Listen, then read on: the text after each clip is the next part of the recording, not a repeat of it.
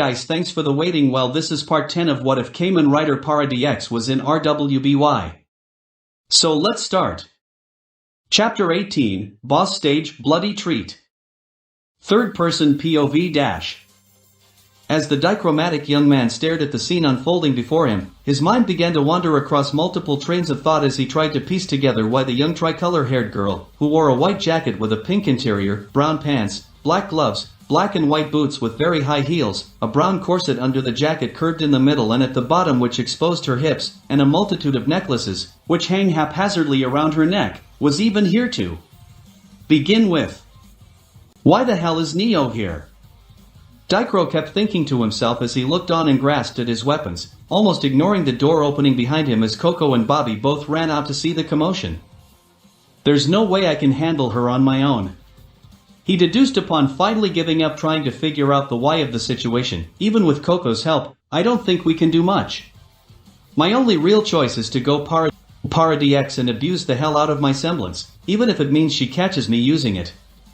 At this thought, his left eye turned red as he drew Plague and Pestilence from his belt loops, only to hear someone calling his name. Daikro, don't just stand there, let's take care of these creeps. Coco called out, transforming her purse into its Gatling gun form. As she says this, Neo turns to the duo for a moment before falling victim to the urge to double-take as she spots the antagonist. She stares in genuine, wide-eyed shock at the young man for a few seconds before pulling out a scroll and looking to either side of her. She quickly types something up on the device before holding it up slightly and looking around in genuine confusion as a monotone voice played out. Did someone lose an angry, red and blue midget running around? With a twitch of his antennae, he visibly appears to grow angrier as he scowls and glares at her, but internally he was having a conflict with himself. I know she outclasses me, he mused, but there is no way I am letting her go free because if I did, she'll just hurt more people and eventually am. I won't let that happen.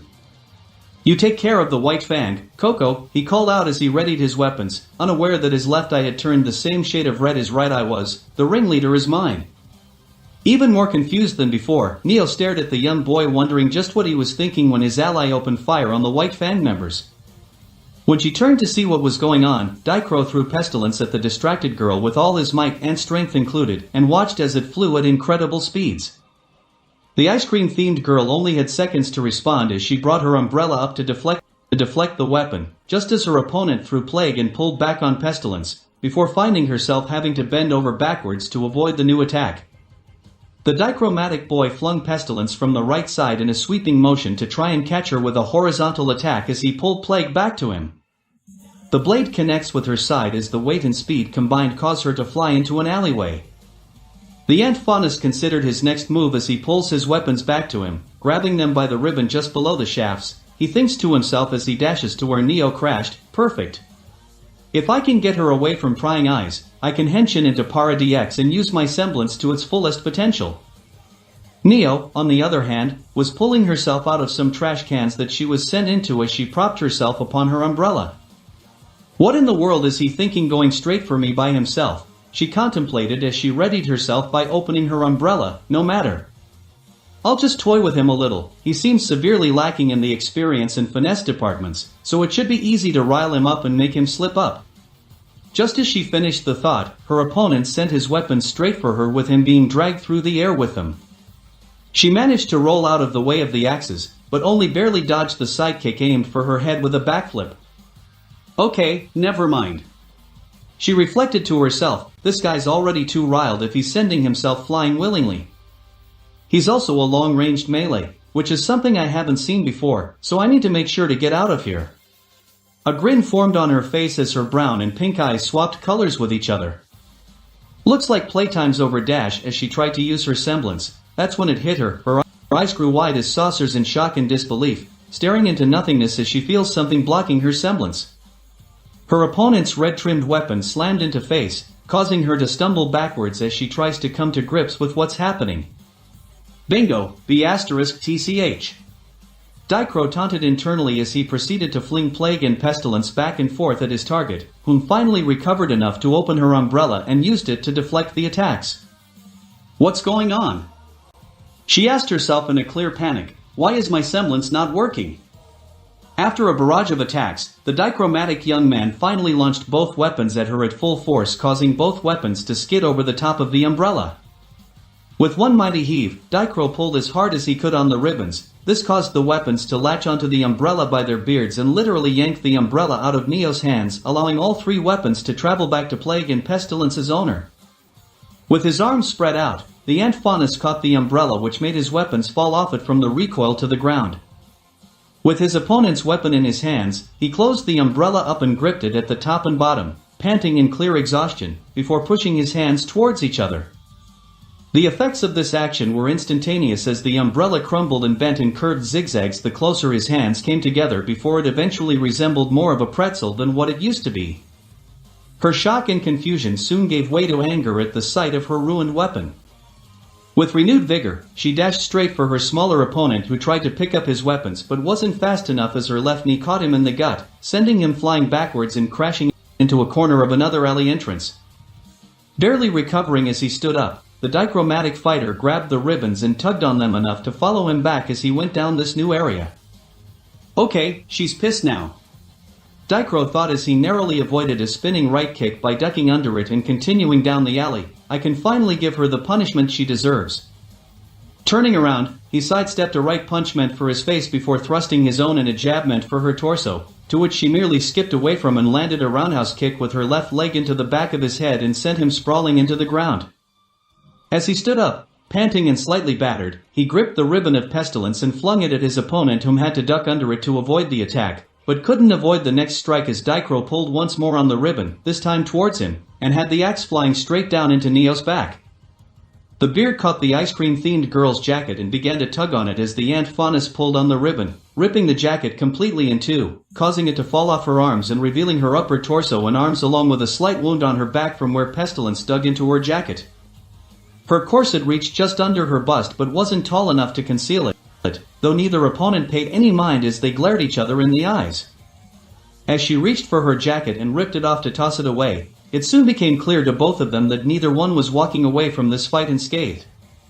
Meanwhile, after seeing Dichro run off after the girl who got flung to the side, Coco resumed firing at the white-fanged thugs. Good thing I brought blank dust shells, she said to herself as she watched the weaker bullets pelt the goons and send them tumbling into the ground, dropping their cargo with them as they fell. Several of the white-fanged managed to notice and started to run at her with their own weapons drawn, mostly swords and daggers with a few axes in the mix. The fashionista noticed this and turned her attention to her would-be attackers before opening fire on them. Most of them went down in a matter of seconds, but one of them managed to sneak her own way in, a deer faunus from the looks of her antlers, only to find herself flung away by what she thought was an invisible force. Coco, however, smirked as she saw this and simply called out, "Come on, cuz, you know you should be back inside trying to make sure your merchandise is safe, right?"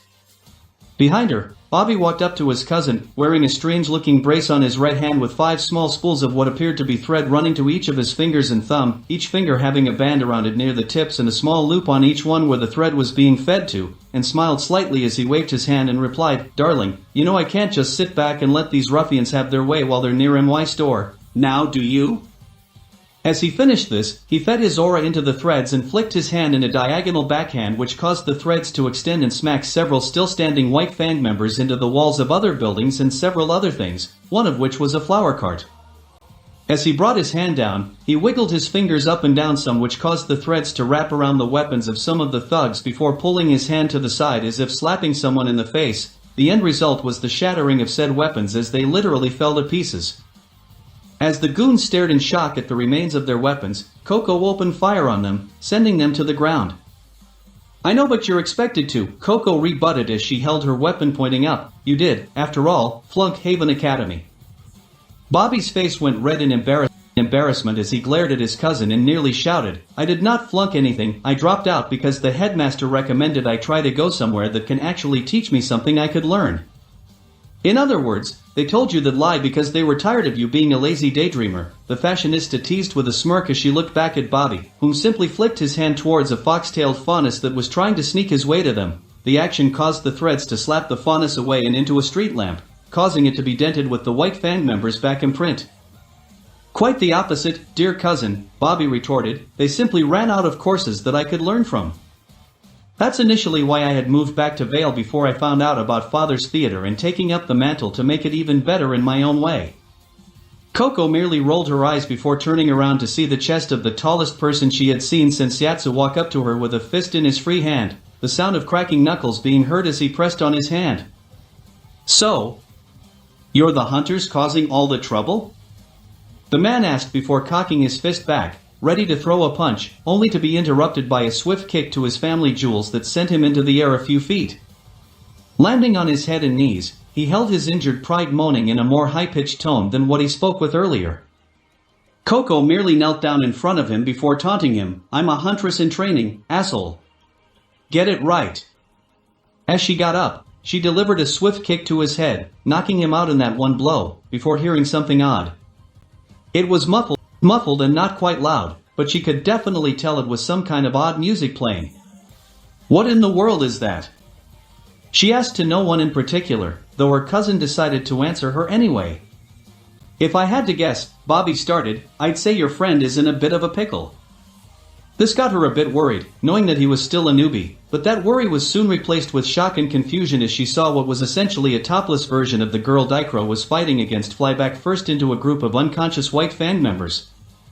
As she and Bobby turned to where the ice cream-themed girl came from, they noticed someone in what was arguably the best-looking clash of red and blue armor with a black and white spandex suit and golden trim in very fashionable places. As she took in the newcomer, the fashionista's confusion turned into a sort of drunken realization mixed with confusion as she says, "Oh, it's going to be one of those days, isn't it?" Her cousin merely shrugged, still as confused as she is. Earlier dash. First person POV dash. I got sent reeling into a wall from a jump kick Neo landed on my head when I tried to retaliate by throwing plague at her, but she merely ducked under it and kneed me in the gut and quickly followed it with a right hook. That hook of hers was nasty, by the way.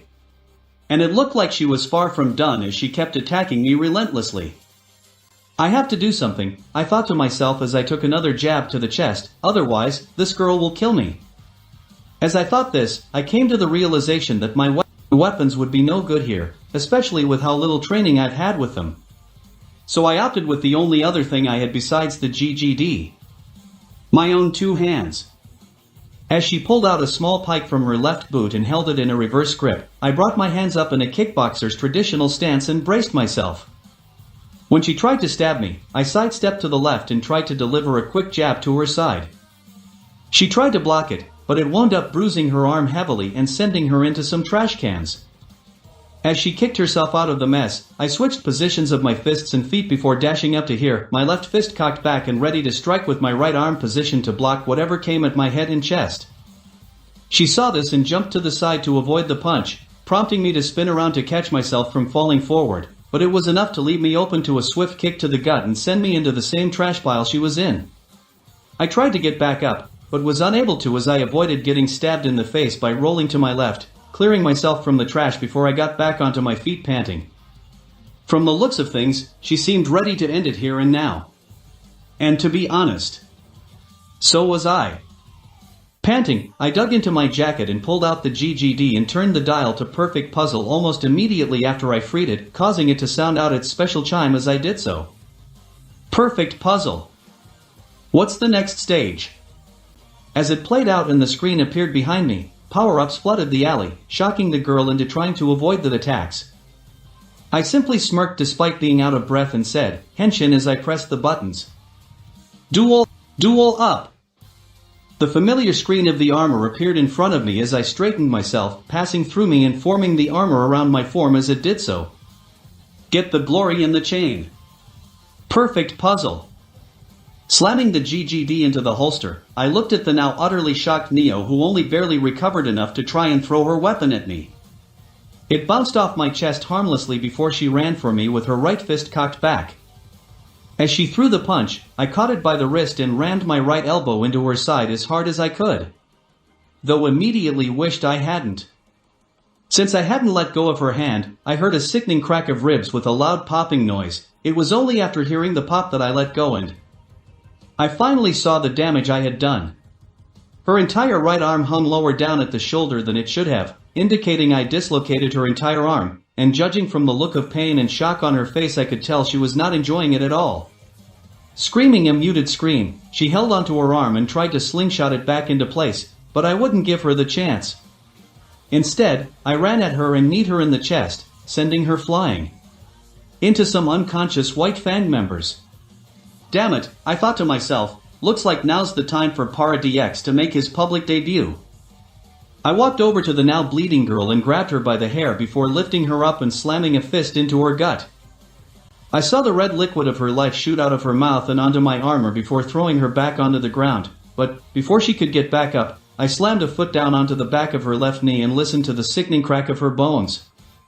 Once more, she screamed her muted scream as pain and fear took over her.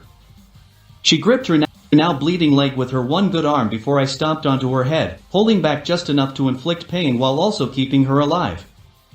As I pressed my heel further into the side of her face, I could see her eyes looking at me with tears in them. Almost like she was staring death in the face. If you had told me days ago that I would feel bad about beating down Neapolitan, I would have laughed and spat in your face before kicking you in the gut. But seeing this girl's face now, it actually makes me wonder if I really am a monster. I heard the sound of a weapon being aimed at me from behind before I heard Coco's voice calling out to, what I assumed at the time, me, alright, that's enough. Step away from the girl. Slowly. I know what her gun could do to me if she really wanted it to, but even her telling me to move away from Neo wasn't necessary. Keeping my eyes on her, I simply removed my foot from her head and stepped backwards slowly. Each step bringing me closer to Coco until I heard the clang of heavy metal behind me, shocking me out of my concentration. Huge! I heard Bobby cry out, which caused me to jump even more as I looked back. I was barely at arm's length from Coco and she all of a sudden couldn't lift her minigun anymore. Seriously, I need to experiment with my semblance. As I look to Bobby and Coco, a thought occurs to me. If me being near her caused this, I mused, what would happen if she were away from me? I took a few steps to the side, but not before I could hear a ripping sound, and sure enough that gun of hers went flying behind her. I would have asked if she were okay, but I was too distracted seeing how banged up Neo was. She was an absolute mess. Blooded and bruised everywhere, I hit her in both Faunus and Rider form. Her right arm stretched out at the shoulder and bruised badly where I had grabbed her wrist. Her left leg bent in the wrong angle. Even her hair was blood-clotted with blood stains falling from her mouth and tear stains running from her eyes along and down her nose and cheeks. Her eyes still wide with fear as she hyperventilated. I could hear Coco trying to ask me something, but I couldn't make out what it was with my attention span as it was then and there. So I improvised a response. Your little friend ran away with his tail between his legs after he got beaten up by this one here. I said as I pointed to Neo, you'd do well to keep someone resilient to illusionary semblances watching her at all times. As for your friend, if you're lucky, you might catch him at the ports. With that said, I walked to the alley I had left through and grabbed the nearest power-up I could find, a light blue medal depicting a rider being faded clear against a backdrop. Invisible. I continued to walk, hearing the shocked gasps of Bobby and Coco behind me, before I ran in the direction of the Bullhead ports. I needed to keep some of my story consistent, at least. A few hours later dash. Beacon Academy dorms dash. Okay. That was exhausting. I had to dehension just before I got to the ports and limped my way onto a bullhead asking to take me back to Beacon. I noticed that Plague and Pestilence were clipped to my pants when I remembered that they were still loose before I transformed but thought nothing of it. As I stepped onto the bullhead, I could hear Coco panically call me and tried to get me to tell her what happened. I only told her that I got my arse hooped and that some guy in weird armor told me to get out of there, that he'd take care of the rest. When she told me that she had tried to ask him what happened to me and what his reply was, I almost laughed then and thereafter, realizing that I made myself sound like a complete jackass. After we got back to Beacon, she kept trying to pull me to the infirmary saying that there was something wrong with my aura. I refused her offer and said that all I needed was rest, and speaking of rest, Professor Goodwitch ended up seeing me and tried to suggest the same thing Coco tried to pull. I was too tired to bother going there and voiced my opinion on the matter, which got her to tell me that they managed to find a dorm room for me to stay in temporarily. It was a few floors above RWBY and JNPR's dorms, so it wasn't that far to walk back to them. As I entered the room, it looked much like how JNPR's dorm is: deep, plain, beige-colored walls with a row of 4 beds along the wall. Locking the door and closing it shut behind me, I simply limped my way to the closest bed, not paying attention to which one it actually was, and just flopped on top of it. As I did so, I felt a shocking pain shoot through my entire body. A pain I hadn't felt since I first transformed into Paradx. I pulled the GGD out of my jacket and set it on the nightstand before laying back down again, thinking it might have been the cause, but once more the pain shot through me. Realization began to dawn on me as I put 2 and 2 together. Damn it! I cursed at myself. Now I know why it didn't kill me when it should have. I was infected the moment I came here. I soon realized that. I'm this world's patient zero. Chapter 19, Curiosities. Third person POV-. Ozpin was many things in his life. A savior. A leader. A hero. A mistake. Yet not once in his life, would he ever describe himself as a man that could easily be stunned and shocked because of something outside his control. Yet here he was thrice awed and frozen by the sheer surprise of the events that have unfolded thus far, all because of a single, little boy. He watched the video feed from the security cameras that only Beacon has access to as best as he could in order to learn about the boy. What he saw, instead, was a monster in the making. He watched as Dicro was backed into a corner, only for him to back his opponent into one as well. He witnessed the grisly attack patterns of both foes. He then bore witness to Dicro's first transformation into Paradx outside of Beacon, and then proceed to brutally beat the girl down to nothing but a visibly whimpering mess. And just when the headmaster thought everything was going to take a drastically dark turn for the worse, he stops. Whether it was from self-realization or Coco's intervention, Ozpin couldn't tell, but either way presented hope. If it was the former, then Dicro could learn to resist the urge until he meets someone who legitimately deserves it. To be specific, Ozpin thought to himself, the ones responsible for Amber's condition. This, however, presented a problem. The dichromatic boy would no doubt try to revolt in a vain attempt to regain control he never lost in the first place. If it was the latter, then that would mean Dicro would never fully be in control of his emotions no matter what the headmaster did. This would make the boy the single, most dangerous child in the world. Either way, the results and the solutions to find them were the same. There is no failing this time. The headmaster continued to muddle in his thoughts as one struck him as odd. That thought being if Dicro was willing to risk transforming, or how did he call it? Henshin? If he was willing to turn into Paradx right in front of her, then he must have viewed her as either a great threat, or there's a connection between her and Salem, however small it may be. As he looked at the footage of the girl, he began to consider what the connection may be. Roman, he thought to himself as he started to tap some other functions on the screen in front of him. She must be connected to Roman somehow.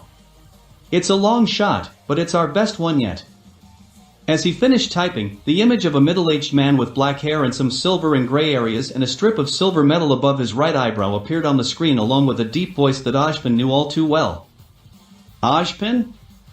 What's with the sudden house call? The man asked as he answered the call. Ozpin merely smiled softly as he replied, "Hello, James. It turns out that there's someone who may be able to lead to Roman's capture."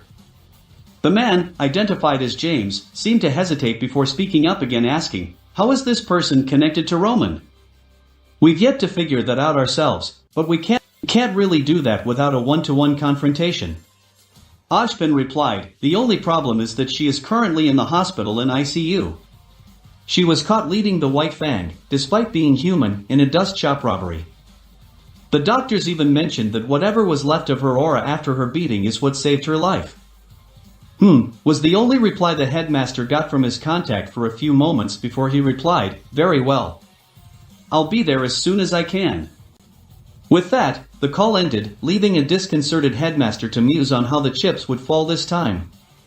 When General Ironwood gets involved in something, there's nothing he will not do to ensure the safety of his kingdom. Ozpin thought as he pondered on the call, "I just hope that he does this one in a manner unusual to himself. Valian Medical Center Hospital dash. An hour and a half later dash. Inside a small, simple, rectangular room, an attendant wearing a fall-colored tropical shirt sat behind her desk looking through papers and typing up information onto the computer as she thought of the things that transpired just an hour ago. She couldn't believe that there were some hunters that could go that far to stop crime as to nearly put said criminal permanently out of commission. She then thought about the poor girl who was supposedly the one behind the robbery, whom she believed was no less a victim than the dust shop owner, when she heard the doors open. She looked up to see a middle-aged man wearing a white overcoat and pants, with a gray undercoat, black sweater, a red necktie, and a white glove on his right hand walking into the room with his hands behind his back before exclaiming, "General Ironwood. What brings you all the way to Vale?" The man simply smiled softly before asking, "If it wouldn't be too much trouble, could I visit someone? I heard that there was a recent White Fang attack, and that the person responsible was here." At this, the attendant went wide-eyed in shock and stuttered a bit before she spoke. "General Ironwood, sir, with all due respect, I highly discourage trying to take her in. She's already in critical condition as it is. She has 4 broken ribs with another 3 fractured. Both lungs were punctured with her right one taking the most damage, fractures along her skull. Her right arm was dislocated completely. She has multiple torn ligaments and muscles all along her right shoulder, and that's not counting that her left knee was all but turned to dust. The doctors have even said she'll need a complete joint replacement if not an amputation on her leg from the knee down. It's nothing short of a miracle that she's even alive right now."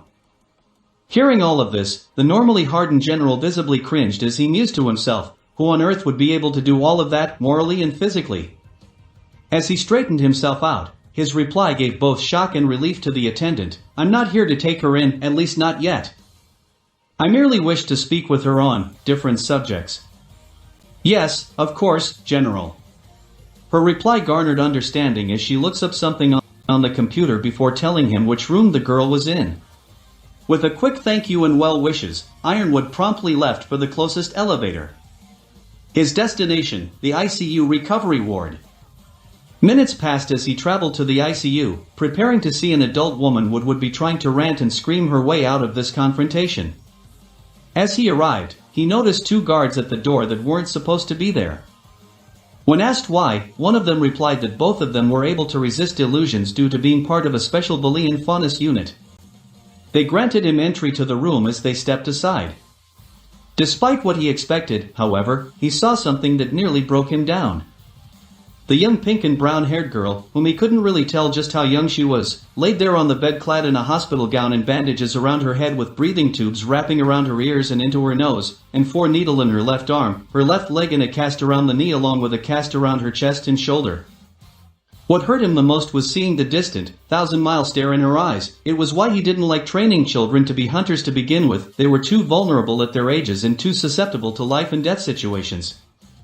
As he entered her room, he knocked on the frame of the door a few times to grab her attention. She blinked a few times before looking in his direction curiously.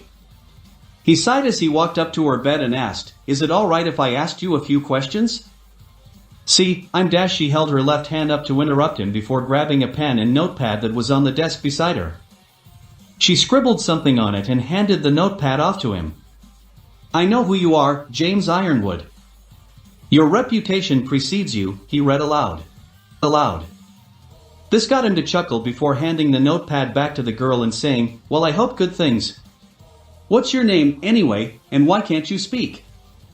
The girl wrote down her answer and held it up for him to see. "I'm Neapolitan, but you can just call me Neo. What I've heard of you is actually a mixed bag, but it's generally bad due to my profession. As for why I can't speak, well, some people just aren't graced with a voice at birth, now are they?" "Well said," Ironwood stated before turning his curious gaze to her and speaking once more. "Tell me, what do you know about Roman Torchwick?" At this, Neo froze before writing once more on the notepad, this time for longer than the others. She handed the notepad off to him to read it himself. "A lot more than I should, I have to be honest. People think I'm obsessed with him, but that's not it. It's more that I needed to know if I wanted to survive. I needed to be ready for anything and everything he could throw at me. Even suicide jobs. The main thing you need to know is that he's as careless as he is cunning. and that carelessness has often had me at death's door more times than often. Something is telling me that there's a but coming. The general speculated as he handed the notepad back. Neo nodded as she took the notepad back and wrote again for a lengthy amount of time before handing it back to him. You're right, there is. And it has something to do with that crazed red and blue midget. I was stupid and careless, even more so than Roman is. I heavily underestimated him, and it nearly cost me my life if it hasn't already cost me my position. The kid is. James read it as best as he could, but the words were a scratched mess as he tried over and over to read it. Before he could ask what it was supposed to say, Neo grabbed the notepad back abruptly before turning to a clean page and writing down the entire sentence before handing it back to him. That kid is no kid, he's a monster. This garnered James' curiosity as he read it.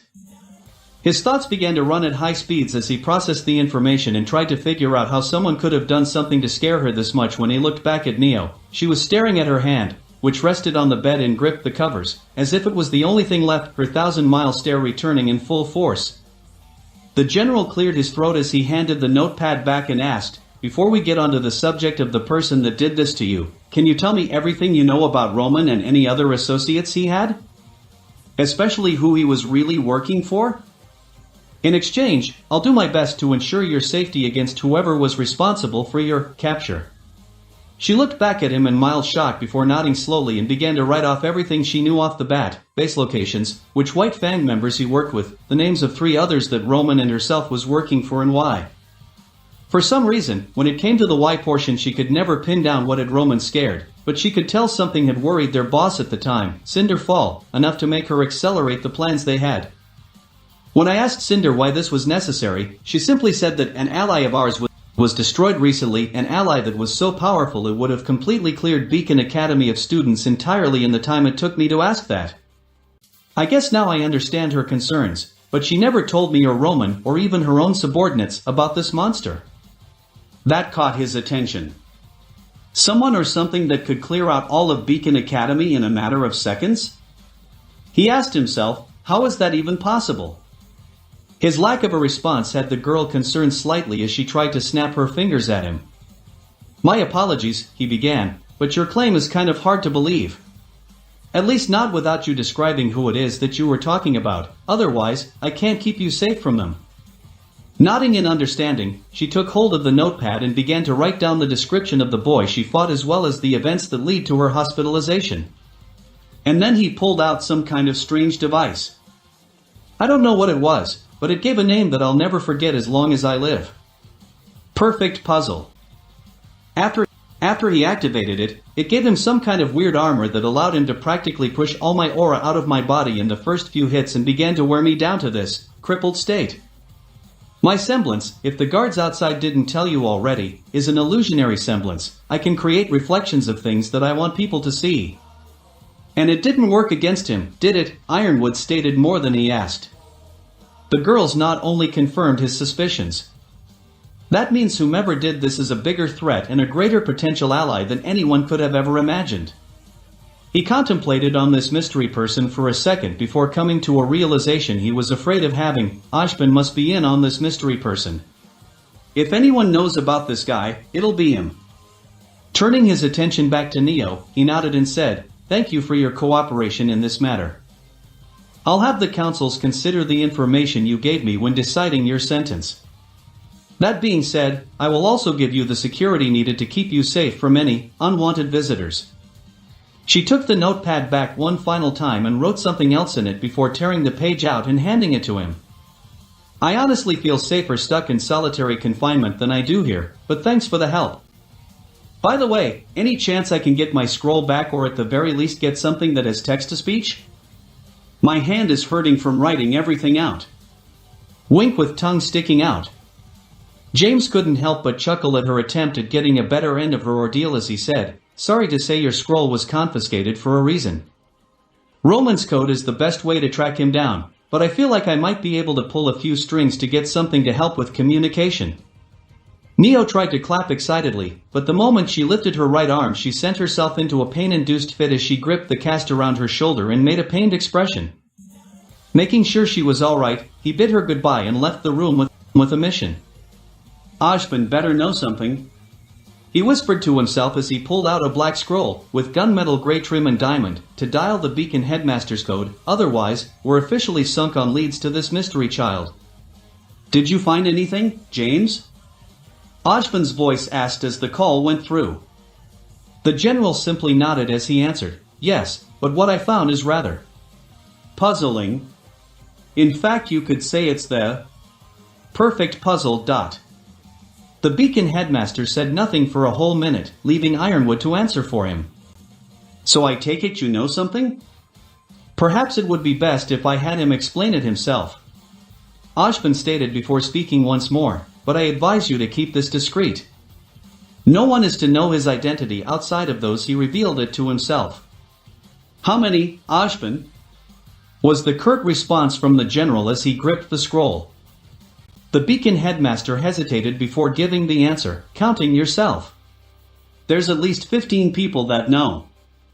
This was a little better than he had expected, but it was still too many people for Ironwood's taste. Seething in barely controlled rage, the general thought to himself, just how long has he been hiding this one up his sleeves? Calming himself just enough to speak, he releases an exhale of strained breath. Ozpin. He began, you'd better damn well hope to himself that this kid's answer pleases me, or else I'm calling your capacity to being headmaster of Beacon Academy into question. You will, was all Ozpin said before suggesting that he remained in Vale until the next day. James simply accepted the offer and cut the call before looking for a motel to stay in. After all, he thought to himself, if what Neo said is true, then what's a few more hours of waiting going to do? Meanwhile Corrupt 3D POV Data log entry 1. Subject, results. Entry log, my plans to turn myself into a bugster in the event of my passing all but succeeded.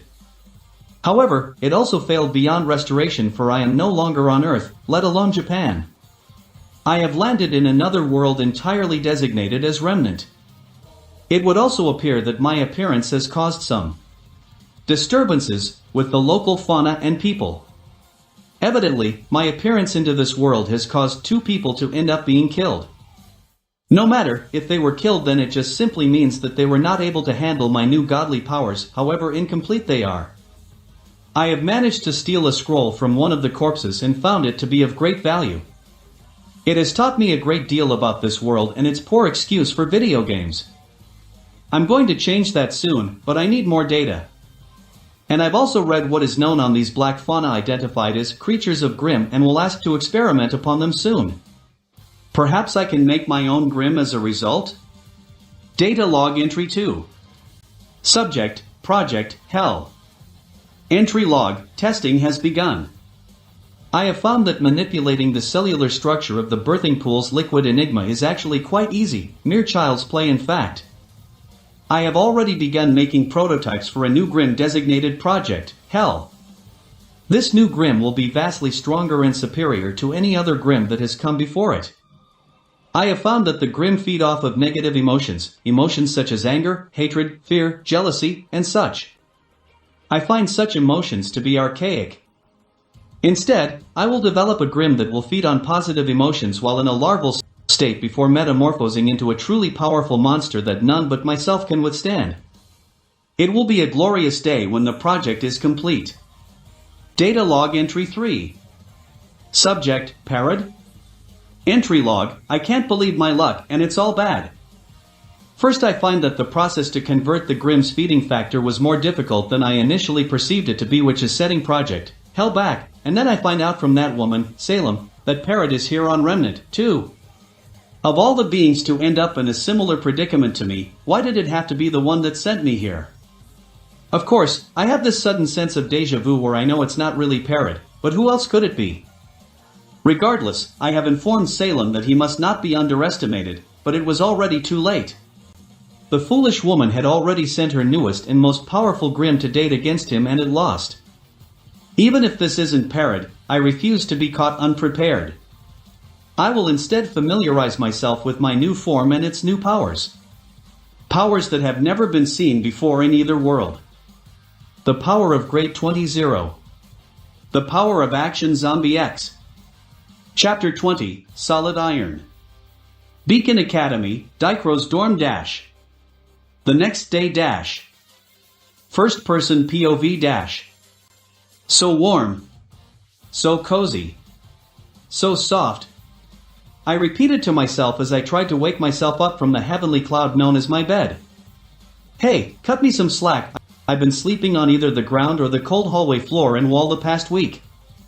Eventually, though, that feeling of comfort soon gave way to grogginess as I eventually rolled on my side and propped myself up on my left arm, using my right to wipe my eyes clean, and then that grogginess was replaced with confusion and worry? Oh crap baskets. I cursed myself. I forgot to let Yang and the others know I'm okay. I bolted up from the bed and practically ran to the door, only to stop as I felt something familiar on the other side. I thought of only two things that could bring this kind of deja vu: either Zvi came early and was sent to the wrong room, or Yang was on the other side waiting for me and was cross at me. Slowly, I opened the door and immediately felt a shift in weight.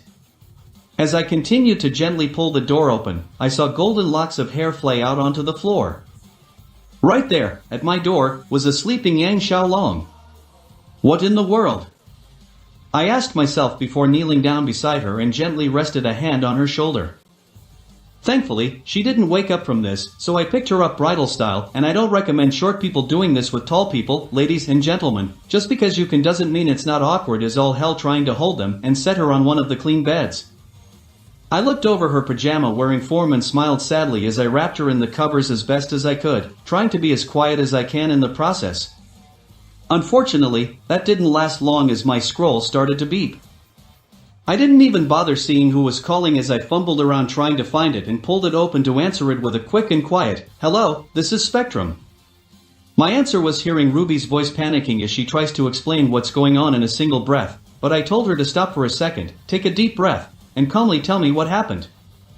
"Dicro, Yang went missing last night." She started. I don't know where she went, but when I looked in her bed to wake her up, she wasn't there. "And where were you last night?" "We were expecting you back at our dorm."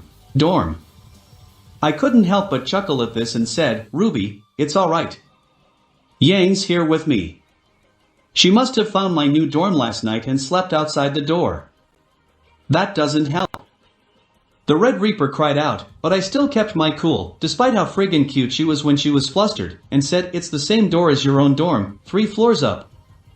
With a quick nod, she cut the call as I closed my scroll up and looked back at my visitor who was still asleep even after all of that racket. "Just what drove you to come here?"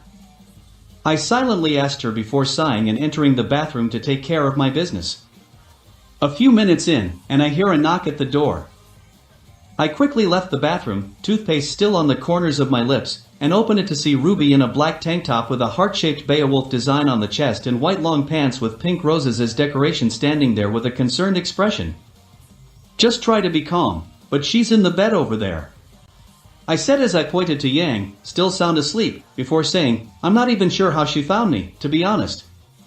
I came straight here from Vale due to, certain events." "That's why I was worried about Yang," Ruby said as she walked over to her alpha sister. She said she was feeling something odd going on with the bond, that something was happening to you. "Oh dear." "She could feel your panic and your guilt." She continued, "She thought that you had killed someone from what she could tell." "I may as well have," was the reply I gave. Before I could clarify, my scroll went off again. I pulled it out and opened it back up to see a message from Professor Goodwitch reading, "Mr. Spectrum, your presence is needed in the headmaster's office at your earliest convenience." Sounds like Ozpin heard about my exploits yesterday, I thought to myself as I took a tissue and wiped the corners of my mouth off before turning to Ruby and saying, "Sorry, Rubes, but it looks like I'm needed at the headmaster's office. Can you keep an eye on Yan while I'm away?" At her nod, I merely walked out of the room and closed the door after putting my scroll back up. Just as I got outside the tower to his office, I noticed someone that I knew wasn't supposed to be here walking up to the doors to Beacon Tower. As I noticed the piece of metal above his right eyebrow and fancy white suit, I recognized him immediately as General James Ironwood. What could he be doing here so early? I wondered, the Vital Festival isn't even going to happen until next semester. Common sense dictates that's a whole month away, so what gives? I had to find an answer to this puzzle no matter what, so I took the initiative and approached the man as someone who's never heard of him would. "Excuse me, sir, you lost?" I called out to him. His expression grew a bit funny, and not haha funny either. I'm talking, giving me a cross between the curious monkey gaze and the badger stink eye kinda funny, which in itself kinda sounds humorous, but it sure as hell didn't look it, before he smiled at me and replied, "Not at all, young man, but I do appreciate the concern. I'm actually here to see Professor Ozpin." As we entered the tower and walked to the elevator, I had plenty of room to play dumb this time. Why would he even see Ozpin this early anyway? When I asked, "What ya here for, then?" "Must be something important to have called you here, no offense, but you don't exactly look like a local." He chuckled a bit before mentioning that it was on a headmaster to headmaster basis, typical. "Well, I was just recently called to the headmaster's office, myself," I began to explain. "Maybe I'm finally going to get told I don't belong here and am getting expelled?" As we entered the elevator, he gave me an almost saddened look before asking almost haphazardly, "After little less than a week since the year started?" I shrugged at this, but before I could reply he pressed the button for the headmaster's office and spoke up once again. "Ozpin saw something in you, that's the only reason he let you in here.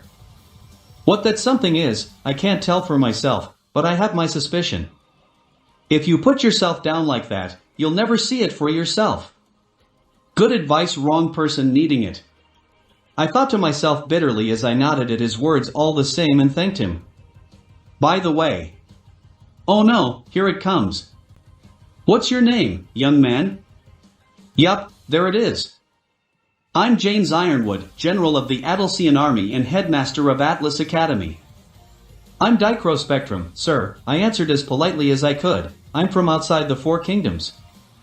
Before I could register his response, the elevator door opened up to reveal the familiar cogwork office of Beacon's headmaster. I motioned for him to go first before entering myself as Ozpin greeted us. "Welcome back, old friend. And I see you've already met the young man responsible for your appearance."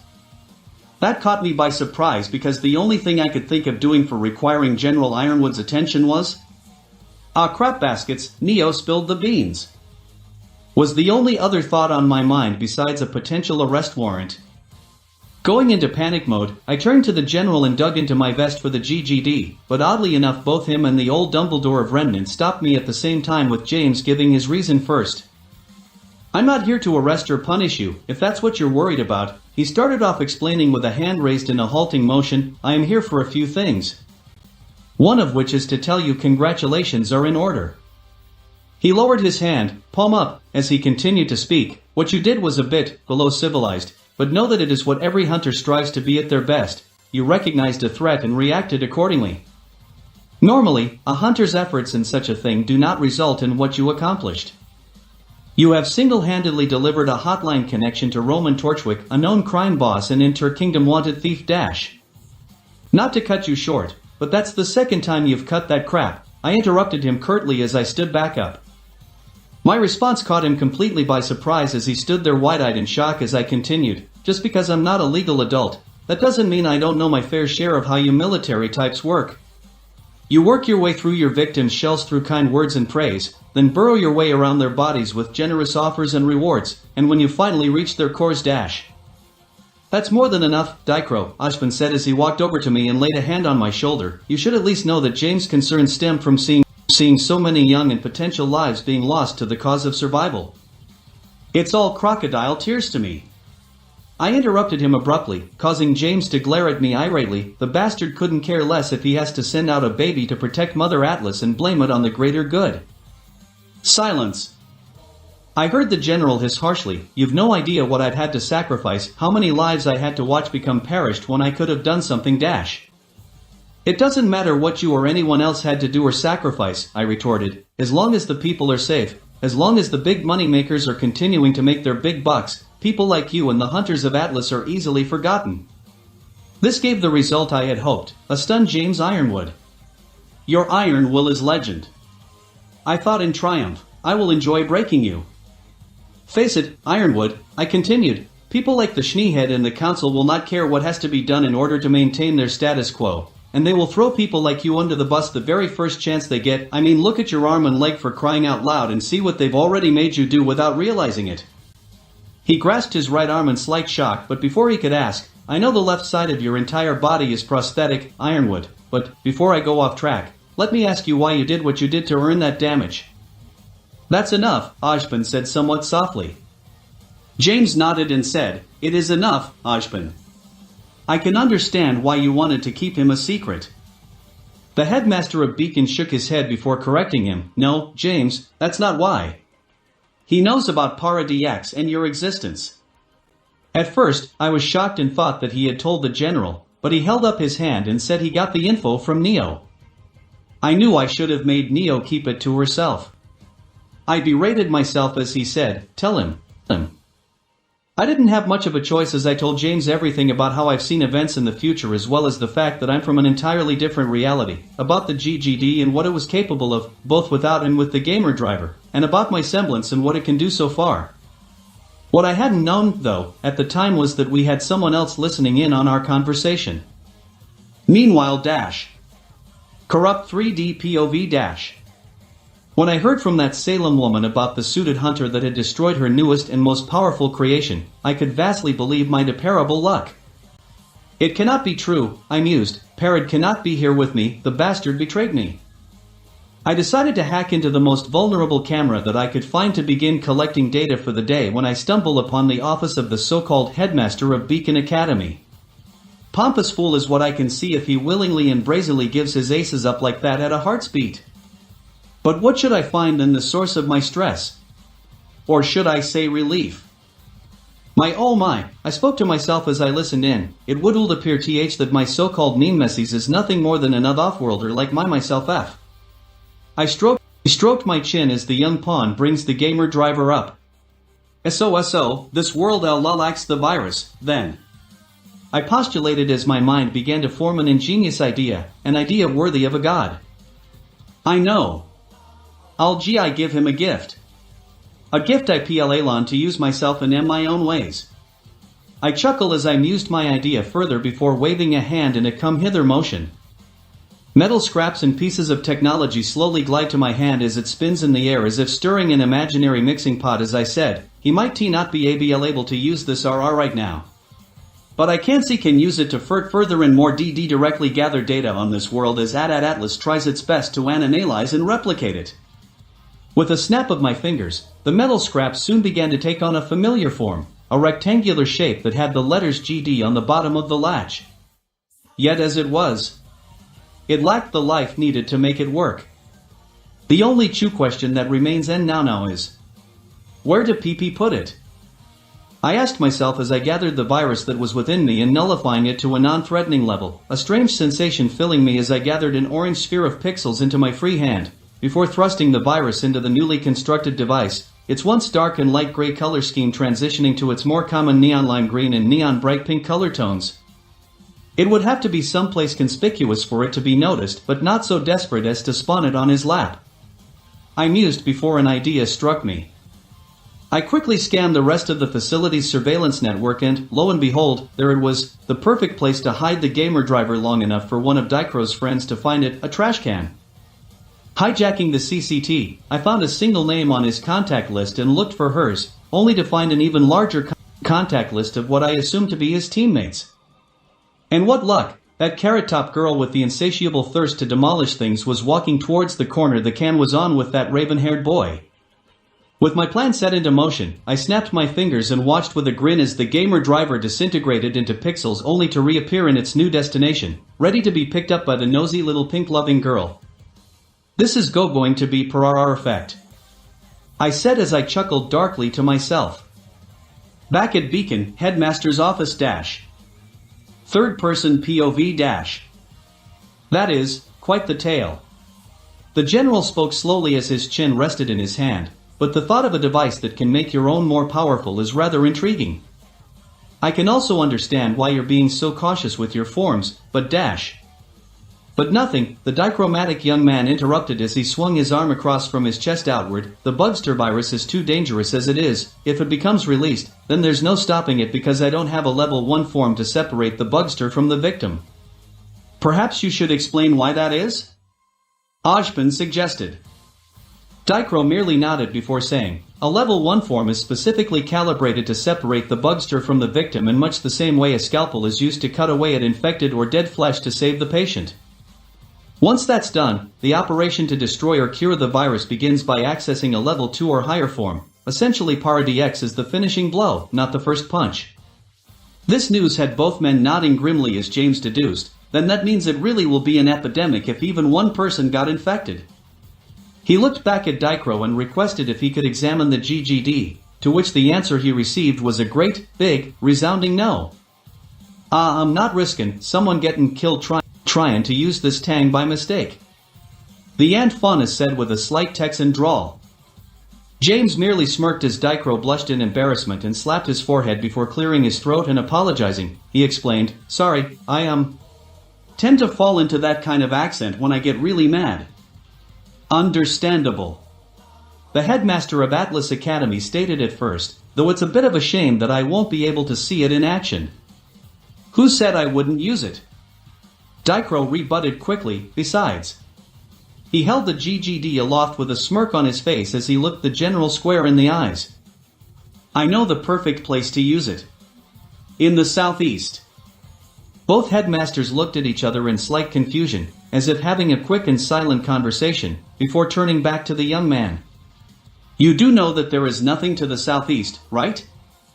Ozpin asked cautiously.